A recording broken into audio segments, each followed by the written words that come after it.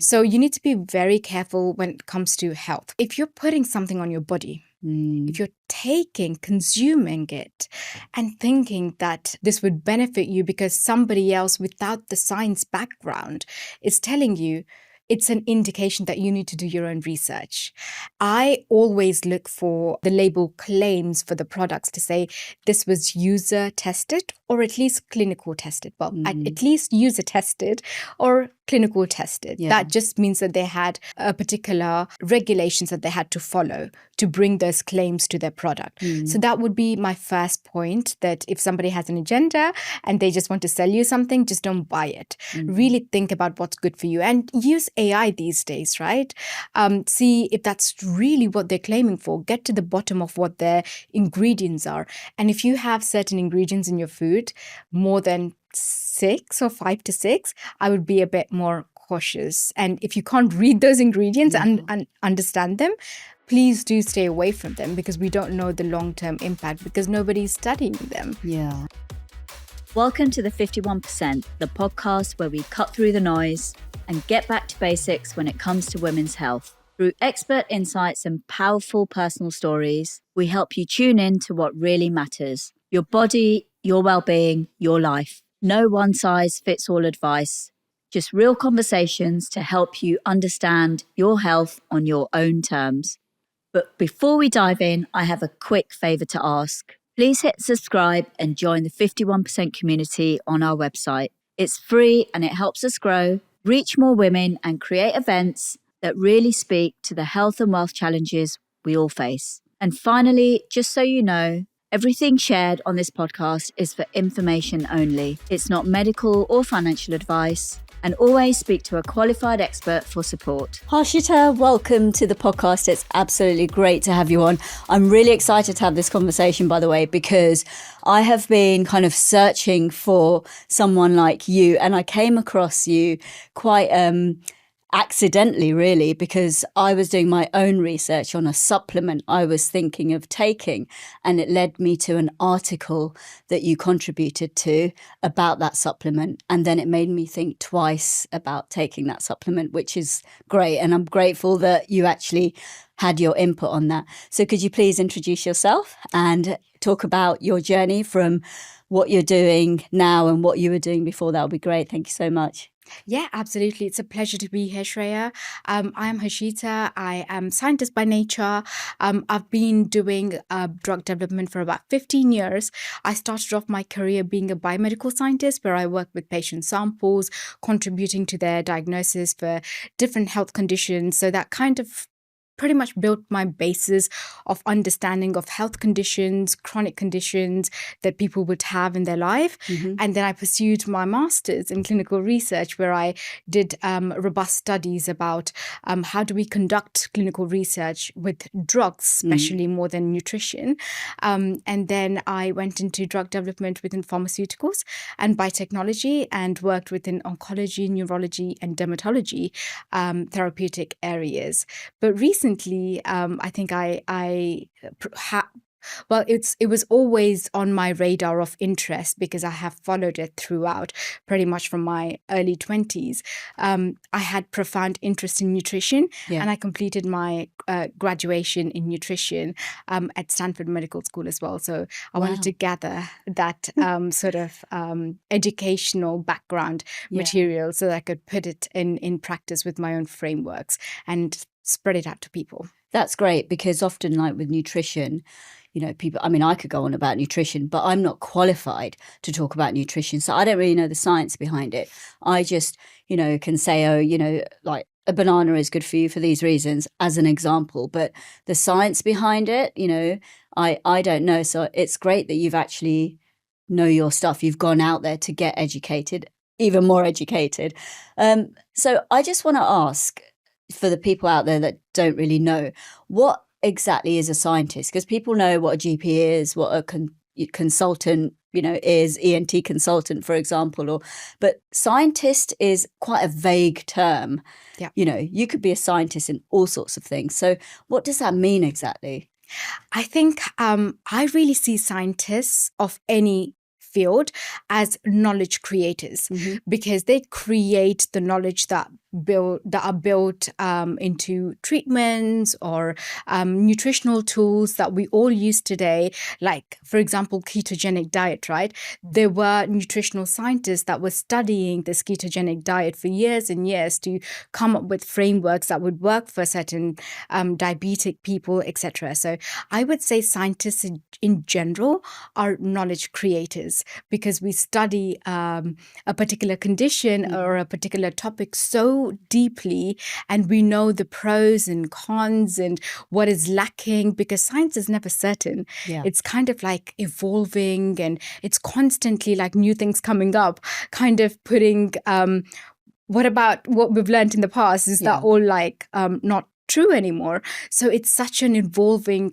topic that there's a constant need for knowledge, and scientists are the tools, or they are the people who create knowledge, I feel. And they can be of different senses, to be honest. They could be scientists in the lab. They could be scientists like physicians. They actually turn to be scientists by studying something, and they're called physician scientists. So I think my background is more of medical scientist. But yes, I would really regard scientists in general who study nutrition or medical conditions to be knowledge creators.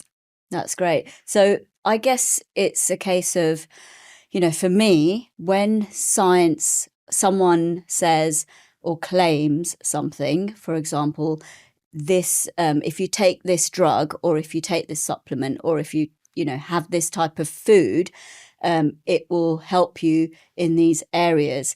And that is based on research, whether that's clinical research or research that scientist has done at length. But I'm assuming for example, if you've done some research on something, you would have to back that up with clinical research as well. Yes, absolutely. Clinical research and nutritional research kind of differ in certain ways. In my terms, I have studied clinical research more in drug development, but clinical research is now in play with even nutritional needs, for example. So yes, I think we need to have robust mechanisms, methodologies on studying a very specific question. So for me, research in general is, you can't have a broad research, because you can't answer 10 questions in one study, for example.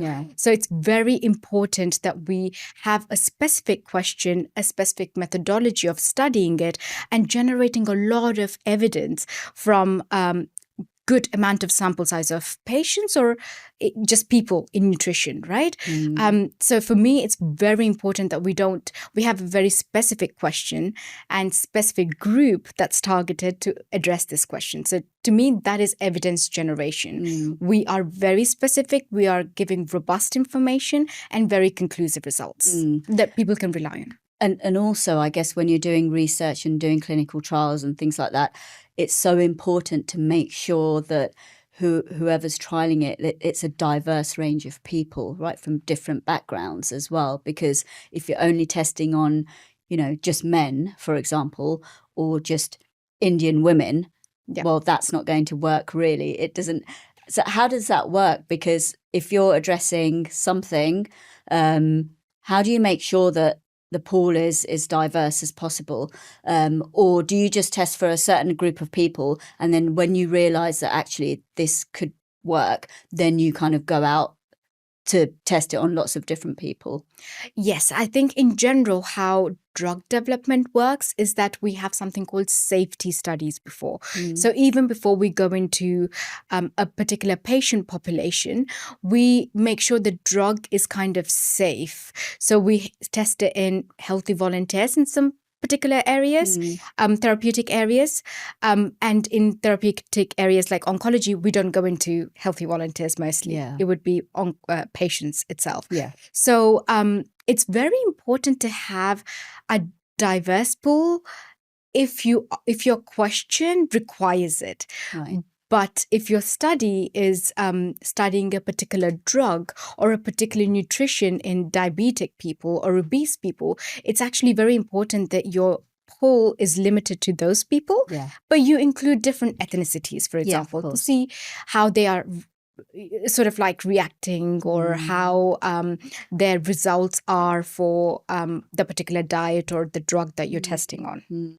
So from that, I just want to dive into misinformation, because I think, there is a lot of misinformation out there, especially on social media, right? When we're talking about all sorts of things, especially when it comes to women's health, right?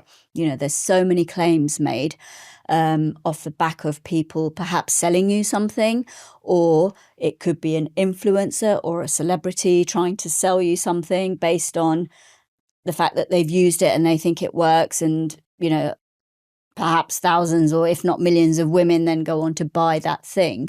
But then there's also things that could be quite dangerous, claims made that, doing this or taking this will enhance X, Y, and Z. So can you talk a bit about the misinformation and how to navigate that, really? Because for me, because I know there's so much misinformation out there, I try and do my research like I did with that supplement I was thinking of taking, and it led me to your article, right? So I will do my research, but that research takes quite a long time. Yeah. People don't have time to Or go the patience. through. Yeah, exactly. So how do you navigate that? Yeah, absolutely. I think misinformation. I was looking at the statistics on, I think it was an article where they say misinformation spreads 6 times faster than the truth or the science-backed information, which is ridiculous, because what the companies or the founders would do is pretty much pay the influencers, right? It's a paid game. So you need to be very careful when it comes to health, because other things like, I don't know, if it's a particular materialistic thing that you want to put in your house, it's fine. You can get influenced by influencers, put it in your house. It's just a decorating piece of thing. Yeah. But if you're putting something on your body, if you're consuming it and thinking that this would benefit you because somebody else without the science background is telling you, it's an indication that you need to do your own research. And I was looking at this advert recently. I don't want to quote them, but they were talking about women's periods. And they were showing different kinds of flow of periods on a pad, and talking about, if you have this kind of period, it's normal. If you have clocky period, then you probably have estrogen dominance.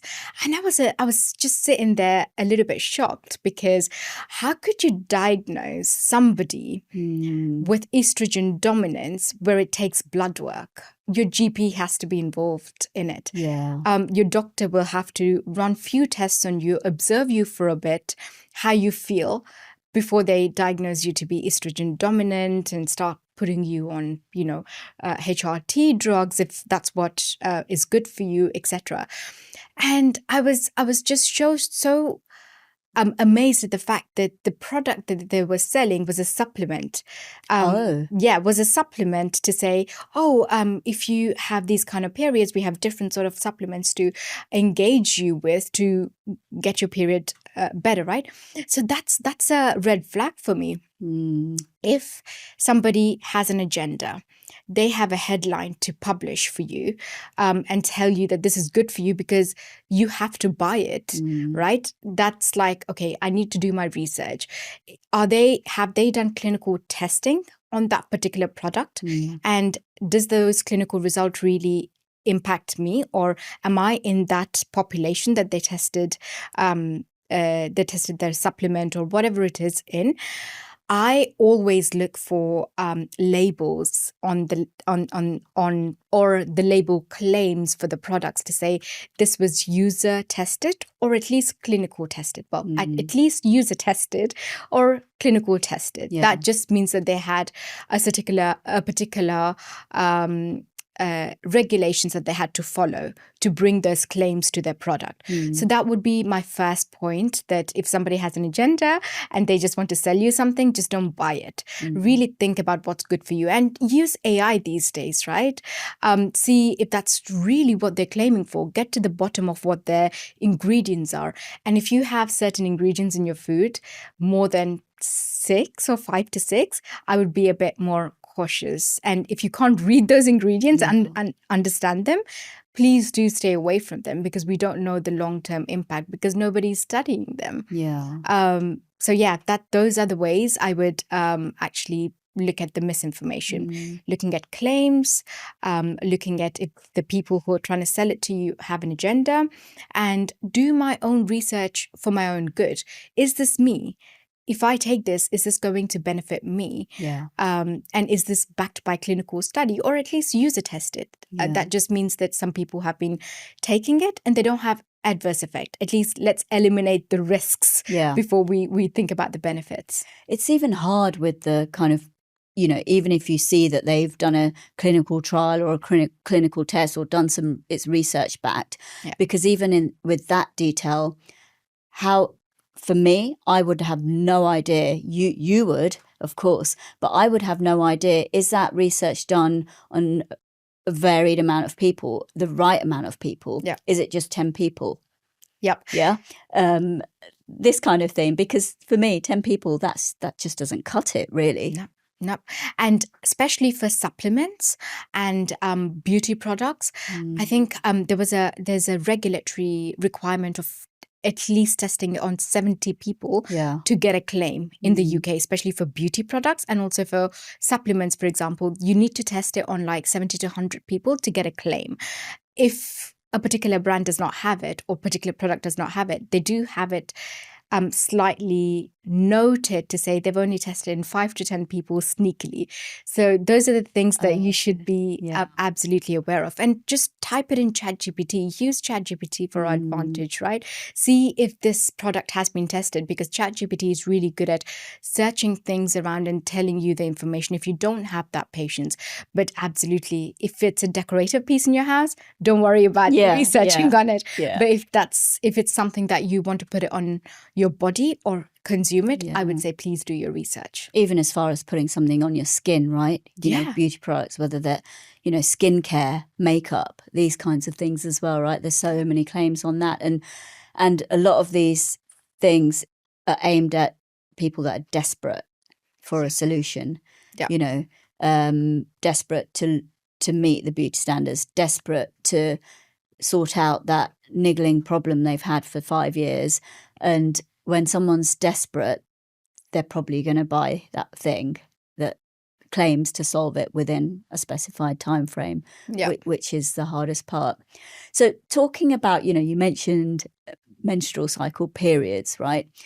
I want to talk about that a bit more, because that involves hormones, and women's hormones fluctuate constantly. So can you just dive into that and how you can use that how women can use that to help them with their healthcare, really, generally? Yep, absolutely. And I cannot stress enough about women's health, and it's getting a lot of light or the limelight these days. But I think it's been important for centuries now, and we work very differently to men. And I've always quoted this to my husband, that you work on a 24-hour cycle. You could do the same thing every single day, but I don't work like that. I work on a monthly cycle, whereas I am more energetic, efficient in certain days of my cycle, and the other half I'm like literally crashing, right? Overall, women are very productive, but if we understand our cycle, we can be more compassionate to ourselves and more productive as well, because we won't be whinging upon how we're not delivering our best, or we were really good the past week and we're just crashing this week, right? So at this time point, I want to highlight 2 particular hormones, estrogen and progesterone. I call estrogen my warrior, because this particular hormone really gets the best out of me. It makes me feel more energized. I can eat less food. I can thrive on, just doing more productive work. I can get a lot of things done. I'm probably like 150% efficient when I'm on, when my body has a lot of estrogen in my follicular phase. And then my progesterone, I call it my carer, because what does a carer do? They feed you, they give you that warmth, they tell you to rest, like, you know, that kind of like caring environment kicks in your luteal phase, where progesterone peaks up and it asks for more food. And I really worry about women fasting during progesterone because it's the opposite of what your body wants, which is food. Progesterone requires glucose to thrive, and it asks you for more sleep, for example. Your metabolism is generally higher, which is why you have all these PMS symptoms. It's like craving. Absolutely. Yeah. The craving for sweetness, Yeah. saltiness. I think a lot of women tend to do sweet cravings, but there are a lot of women that also do salty cravings, Yeah. right? And it's the it's the progesterone that's doing it for them. And it asks us to pretty much rest a little bit more, sleep even a couple more hours if you can, than your follicular phase where you have more energy. So I really do think as women, we have to be very understanding of our bodies and very compassionate that if our body is pushing for rest, it's because our hormones are also asking for it. And if we don't give them, we would go into this pit hole of frustration, anxiety of why am I not doing something that I've done last week? Why don't I have that energy? Why can't I lift the same amount of weight as I did last week? So it gives us a lot of frustration. And young women probably don't feel that because they run on adrenaline and they have a lot of energy. But as you age, you tend to notice about your cycles, your body, and your lethargy and fatigueness a lot more. And I think at this point, every woman, especially the girls at school, should acknowledge the fact that the body works on cycles and they need to fuel it just the way it needs to be. So there's two sides to this, right? I think, that, yes, we absolutely should be. But the one side of it is I don't think society is in line with letting us be in line with our menstrual cycle, right? Because there's certain things, going to work every day, coming back, doing the same thing, and then by the end of the day you're knackered and you just want to get to bed, or then you have to deal with if you've got children. It's just non-stop. And for a lot of women, it's extremely busy, and finding that time to be like, actually, I'm at this stage of my cycle and I should be taking things easier. Life doesn't really allow you to do that, to be honest. So it's kind of, there's that side of it, and then not being able to take the time out to do it because of all of that. Yeah, you've got the society side saying we can't let you do this because you have to go to work and you have to do this and then you have to do that, and then your own personal internal stuff going on. So what would you suggest, really? It's a conflict, isn't it? And I think I lived through that conflict in my life myself. So it's a very understandable question. I'm a mother for 2 girls, and when I'm crashing, I'm just like, if I can just about get a plate of food in front of you, it's the achievement of the day kind of thing. And there are days where I'm like, oh, let me do whatever you like, right? I offer more of myself to them. So I think it's acknowledgement. It's the compassion that we need to have for ourselves, and the mother guilt, especially for women who are juggling kids as well. And if you're not juggling kids as well, you have life to juggle, and that's a lot on your plate as well. So I think it's really important to be acknowledging of ourselves and compassionate. And if I'm not able to do certain things today, it's okay to order a takeaway in, hopefully a healthy takeaway. But, you have to work through the society as well. I'm in no place today to say society should work around women's need. We haven't got there yet. So how do women or a modern woman who is juggling through many things like work, kids, family, your hormones, and a lot more, you have other dreams that you'd want to pursue, and how do you juggle through all of that? I think it's acknowledgement and actually being able to compromise and being satisfied with it. And if I can't cook a fresh meal for my family today because I'm crashing, it's okay. Let me put a very decent meal in front of you and conserve my energy. I think women should now have tools to equip themselves to say, it's okay for me to cut down for a couple of days because I'm just not feeling right. Yeah. And if I'm going to push myself, what am I going to end up with? Frustration. Yeah. And frustration on our loved ones, actually. Your husband, your partner, your kids, you'd be frustrated with your life. So I am still understanding this, and I understood that if I can manage my own hormones by cutting down work for myself and using the resources around me to get the work done, I think that's a win-win for a woman today. Yeah, no, that's great advice. Absolutely. So in terms of the menstrual cycle, you mentioned estrogen and progesterone, but what about when women start going into the perimenopausal phases? Because that estrogen typically tends to take a dive. Yeah. So yeah, I actually feel perimenopausal symptoms or the perimenopause transition is even harder than menopause, because when you are at the other end of the sea, it's okay. You have gone through so much, you equip yourselves with some sort of knowledge, right? Perimenopause, you have no idea. It's so unpredictable. Yeah. Your hormones are fluctuating up and down with no prediction at all. You would feel anxious certain days of the month.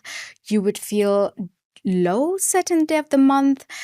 And estrogen in particular fluctuates so badly that you would start feeling the symptoms of weight gain rather than the lean composition where you had, when you didn't experience those perimenopausal symptoms. And progesterone, your carer, is stable, but at the same time declining stably. And it takes about a decade and a half. So all these women, or including myself actually, going through perimenopause, right? It takes a decade or more. So you're suffering in this state for a decade or more with no prediction whatsoever, which is why I think food first approach is the best thing. I mean, supplements are great. Other things that you do are great, but I would say food first and exercise next. I cannot stress the amount of times I would say for a woman, your basic protein, your basic vitamins, because even through the perimenopausal state, you are bleeding, right? You're losing your blood every single month. You're losing iron, essentially. How are you equipping yourself and replenishing that iron and vitamins that you lost back? Yeah. And you're going to do it one more time just in another month. So how do you deal with the hormonal fluctuation, but give yourself that energy? It's the food, it's the exercise. And there is enough research today to show that strength training, especially in women above 30, and I used to strength train a lot in my 20s, but after kids, it's kind of like gone a bit whirlwind. But I would say strength training. It's because it preserves muscle mass, and muscle mass is energy. It's strength. The day when you feel weak, your skeletal muscles, all that time that you were strength training to get them firm or build that muscle mass is what's going to take you through that perimenopausal and even menopausal phase, actually. And my food first approach, I would really emphasize on the fact that your protein is your hero macronutrient. Women, even today in UK, although the guidelines, I do feel it's a bit low. UK guidelines actually say a woman should take at least 0.75 grams of protein per kilo of the weight. I think it's a little bit on the low end. I would say a woman should at least take 1 gram of protein per the weight. And if you can't get that in every single day, there is going to be some sort of fatigueness, tiredness that's kicking in with the fluctuations in hormone. And getting complex carbs and fats in. I don't even know who introduced this to women, like this fat-free diet, trying to get into that skinny mode. No, we're not built that way. Our body needs fat. Our body actually needs good amounts of saturated fats, of course, in moderation, But without fat and protein, our muscles are not going to repair. And for women, muscle repair is the key. So through that unpredicted hormonal state of perimenopause, food first and exercise next, strength training next is my approach to get through it. Now, delving into food, okay, yeah, that's my view as well. I think you should always look before you start, putting a cupboard full of supplements. You should always think about how can I use food to improve my health first, right? As opposed to taking like 5 different supplements. Unless, of course, you're really deficient in something because your GP's done a blood test and they've said, look, you really need iron or you really need B12 or vitamin D, whatever that is. That's a very different case. But with food, these days, let's face it, a lot of food is full of rubbish. Yep. Yeah. And it's very difficult to identify what's actually good for me and what isn't. And it feels like you're only limited to one aisle, which is the fruit and veg aisle. Because if you step outside the remit of that, most of it's going to be not very good for you. So how do you even, navigate that? Because that's another whole different thing to think about on top of everything else, right? Yeah, absolutely. And I think this is very, very important topic for mothers, for women, for men, even older generation who are shopping and trying to put a decent meal for themselves that is healthy, right? There is so much misinformation about processed food and unprocessed food. Yeah. And actually it was my daughter, because I was making videos about ultra processed foods, and she was like, "Mummy, this is a processed food, and I can't have it." And I was like, "This is just a can of beans with salt and water in it. This is just processed. It does not have to be bad." And we've now got so much information on social media to say everything that's canned is bad for you. And you mean like an example, like a tin of chickpeas or something, and that's it? Oh wow. Yeah. Okay. It's we think that is bad for us. Of course, if it's got more than 10 ingredients and it's been on the shelf for like 5 years, right? Of course, there's something that's going on in there that's not dying. The food is not dying. Yeah. But it's very, very important for us to differentiate between processed foods and ultra processed foods. And from regulatory terms, it's NOVA classification that does, that classifies food into 4 categories, and processed foods is group 3, if I'm not wrong. And anything that's got salt and water and food in its entirety state, and if it's just salt and water in preserved conditions, it's absolutely fine. We don't have to whinge on, oh, have I used a can of beans that is ultra processed for myself? No, you haven't. Just look for something that doesn't have more than salt and water. But ultra processed foods on the other end, these are industrialized foods, right? Where they have made it years ago and they've put things in there that would preserve them, have a longer shelf life. So that's the kind of foods that I genuinely have a problem with, because there is no 50 years of research done to say we've followed a child till 50 years and this is what's happening to them. That would be a bit unethical, wouldn't it? Yeah, exactly. Exactly, Yeah. right? It's unethical research, and also nobody has done that. But there is enough science to say that there are things in ultra-processed foods or industrialized foods like packet of crisps, chocolate that's been processed, or even these gummy bears that children really love. Oh, right. Like the sweets. Yeah, the chewy things. Exactly, the sweets. Cookies, for example. Yeah. And 2 or 3 aisles that we find in Tesco's that are completely ultra processed. So these are not something that we need to we should be reaching out very often. Because I was watching this video where this woman puts like a freshly baked cake that she would just use normal amount of sugar, normal amount of butter, which is also regarded unhealthy, in a box, and she bought a store-made cake and she put it in a box. She observed that for like 10 days, and on the 10th day, the fresh cake that she made, it was rotting. There was fungus growing in it. Okay. The store-bought cake, It did not have any fungus growing on it. Wow. Okay. So clearly, Yeah. even the fungus does not want to eat that. Yeah. It's because it's got like things that would not make the food rot. Yeah. It would have things like sugar alcohols, because they're cheaper to give you that sweetness in these packaged foods, and they are fewer calories as well. They would keep the food alive on shelves for longer, so they don't have to produce more of it too often. You just stock them up on your shelf. There are things like corn syrup, which is sugar, but it's very cheap sugar. You could get in mass or bulk amounts and put it in packaged foods, and there you go. Brands can rely on saving some money using that corn syrup that really fluctuates or plays up with our not just hormones but our blood sugar levels.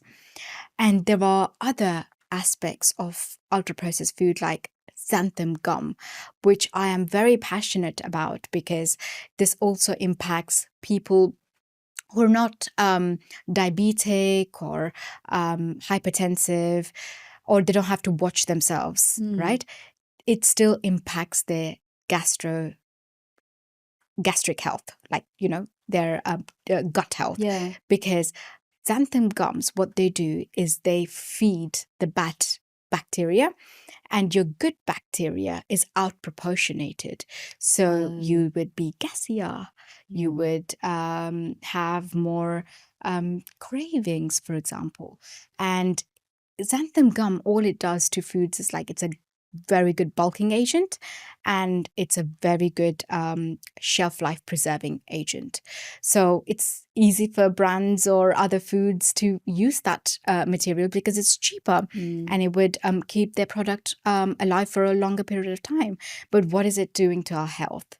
And I don't think there are studies over 20 years that they've followed up a person to see what ultra-processed foods have done to them, right? And it's also, like you said, it's unethical, and it's also it's not practical that we would be able to do that. But we have tested in animals, and we have followed people who have been on high ultra processed food diets, and they're clearly linked to chronic conditions, or they do end up being more prone to chronic conditions like obesity, diabetes, hypertension, and even in some cases, certain ingredients were linked to cancer.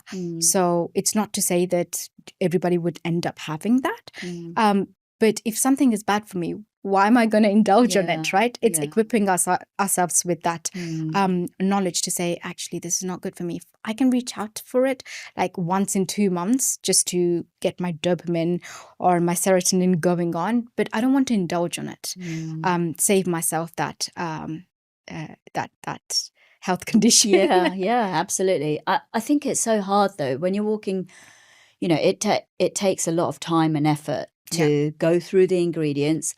I would say when I'm reading the ingredients on something, 90% of that, I don't even understand what that is. Yeah. I don't know what that is.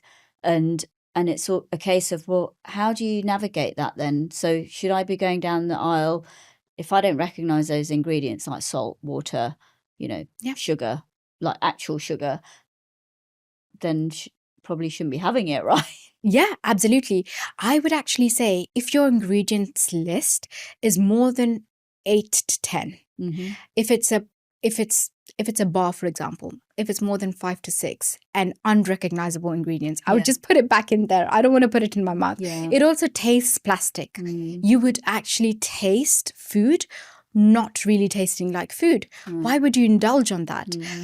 Absolutely. Anything that has chemicals that are unrecognizable in it, and if you find more than 2 or 3 of those in it, I would actually stay away from that. I would not stock them up in houses for an easy reach.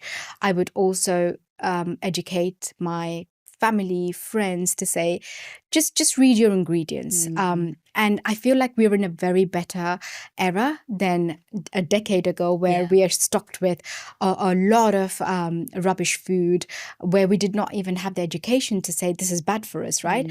But now I see a lot of health influencers, or even women who have experienced some medical conditions coming up with brands that are clean. So I would actually really lean towards looking at those kind of brands.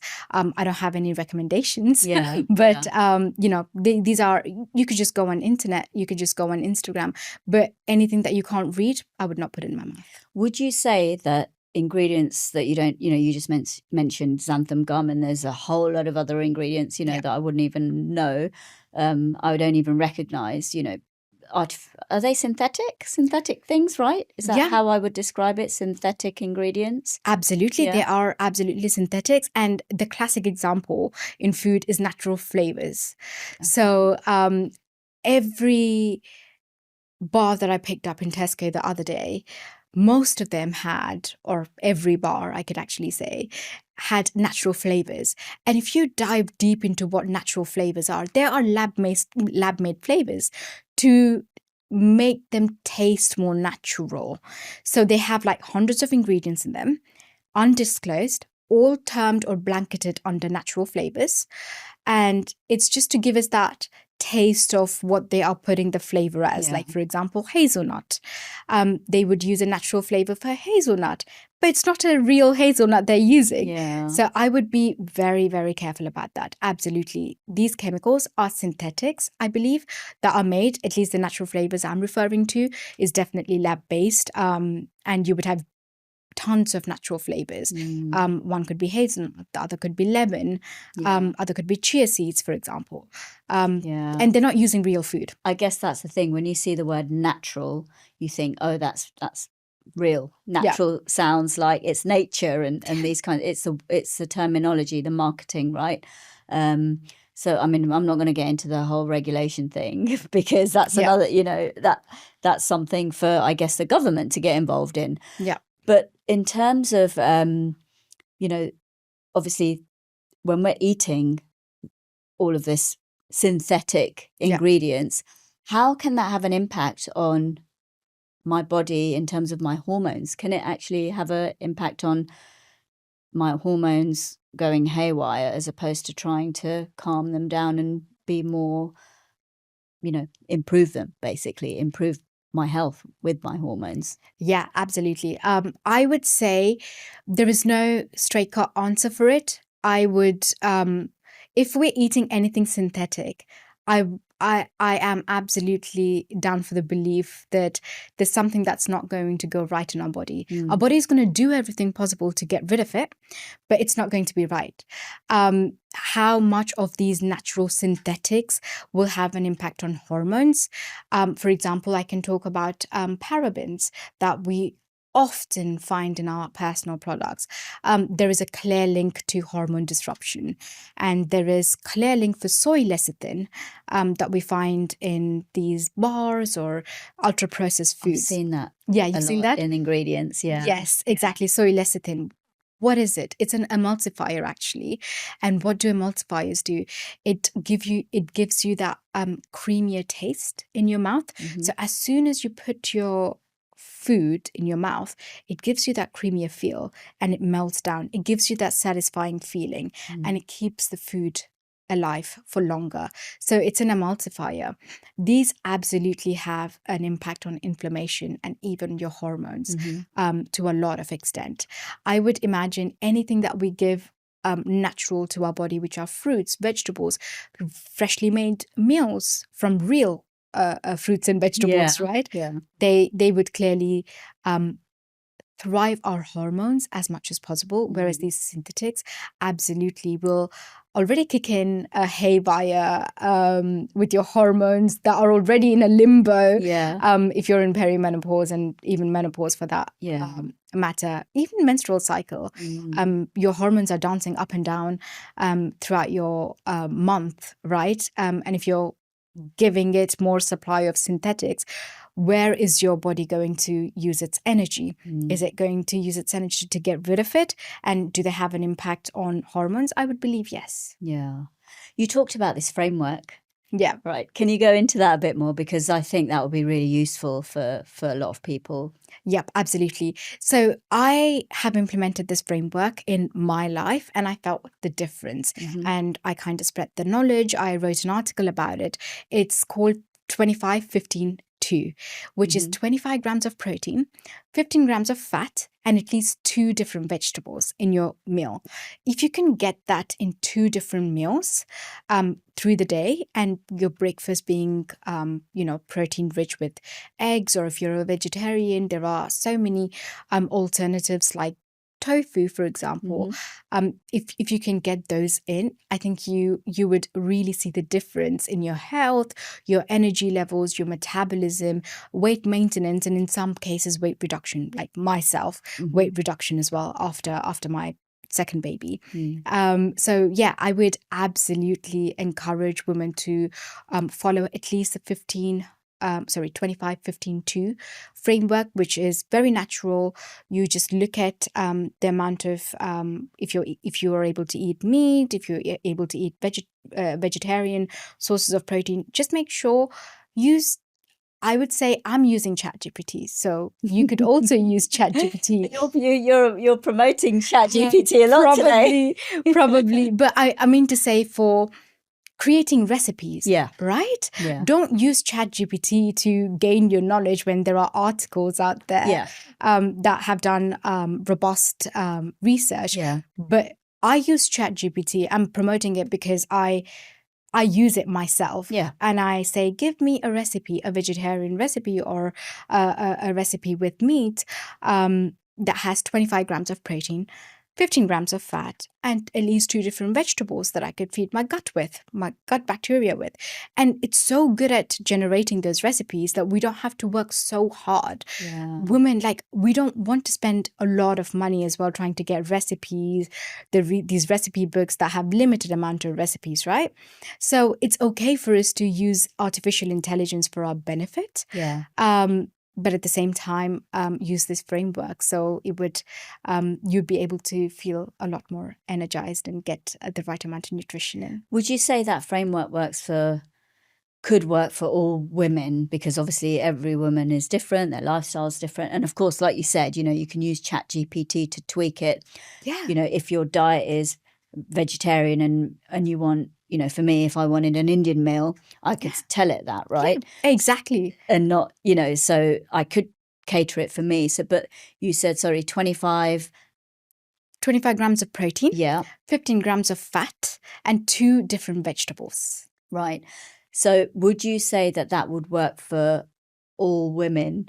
Or would it be slightly tweaked for women depending on their age, their body size, their, environment, their situation, that kind of thing? Yeah, absolutely. There are so many factors that you could tweak that framework with. This is just a foundation to say at least try get 25 grams of protein. And do not forget your fats. I don't know who got this fat-free era. When you say fats, what do you mean by fats? Because people think, generally, some people might think fat's butter or margarine or, that kind of thing. So can you kind of elaborate on that a bit? Yeah, absolutely. So there are 2 different types of fats, saturated fat and unsaturated fat. So there are certain things that you can indulge on and they are moderate, right? Like butter. It's high in unsaturated fat. Yeah. So you shouldn't deprive yourself of butter because you think it's bad for you. It's still good, but look at the quality of butter that you're getting. Make sure it's from a grass-fed cow. Yeah. For example, look at the color of the butter. Look at the expiry date. If it has a long expiry date, there's something that's going on in it. Right. It's probably got rapeseed oil or palm fat. So do not indulge on those kinds of butter. Look at your ingredients. When I say fats, I also talk about avocado, vegetables and fruit fat, for example. I would really look at the ingredients of the products that you're buying in. And I would actually say, do not deprive yourself of unsaturated fat because Yeah. that's still good for you. Yeah. I would indulge on olive oils that Yeah. also have, it's Yeah. it's got a mixture of fats there. Absolutely. So not obviously have a whole block of butter in a day. Yeah, absolutely. But if you are buying butter, check the ingredients to make Absolutely. sure that it is just what it is, 2 ingredients, probably 3 max, right? Exactly. It shouldn't be like palm oil or palm fat and things like this. And rapeseed oil in them. Rapeseed oil, yeah, that shouldn't even be in there. So that's important.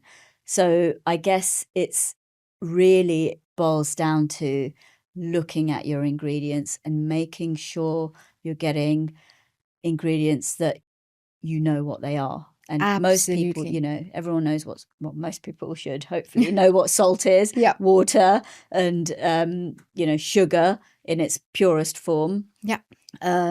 These are the basics, and obviously, fruit and vegetables are just fruit and vegetables. You don't need to know the ingredients because it is what it is. Yeah. Obviously, they contain carbs and fats and protein and things like that within them. Yeah. But yeah, it's hard, and I think once you get into the routine of it will be easier. You will just know this has got 20 ingredients. I'm going to just put it away straight away. Yeah. Right? Yeah, absolutely.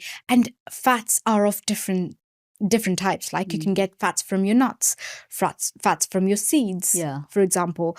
I would not deprive myself of that. Yeah. Because I know some women who think, oh, that's too fatty for me. Yeah. I think my overarching message is not be afraid of fat and get diverse amounts of fats. Yeah. And of course, butter, don't have a block of butter, like you said, in a day. Yeah. Make sure it's quite proportionate. And if you want to use a little bit of butter in your food, just to give you that additional creaminess, do not deprive yourself of it. Yeah. It's okay for you to have it. Yeah. So I just want to clarify with your framework, actually, is that, the 25, 10 and 2, right? 25, 15 and 2. Sorry, 25, 15 and 2. Is that per meal? Yes, I would say so. Right. Yeah. And I actually put 15 grams of fat in there because I really wanted to focus on repair, muscle repair for women, because we are not doing so great per research on the amount of protein that we should be consuming. Yeah. And the muscle repair is on the downside. So that's how I kind of tweaked it for myself to say, I am going to have 15 grams of fat in a meal. And it's absolutely fine. And I didn't see any adverse effects on myself or the people who have tried it. And it's actually promoted by some of the healthcare professionals as well, that don't deprive yourself of fat. Yeah. And if we look at the foods that are fat-free, let's look at what they're filled up with instead of fat. They're filled up with sugar, and they're filled up with sugar that's not good for us, like corn syrup and I don't know what else. Yeah, there's all chemicals. Other chemicals. Yeah. Yeah, and why we're depriving self of natural fat and filling up with chemicals. Yeah.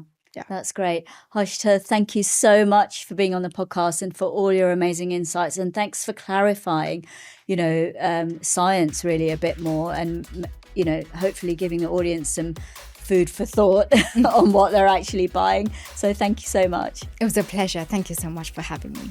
Thank you.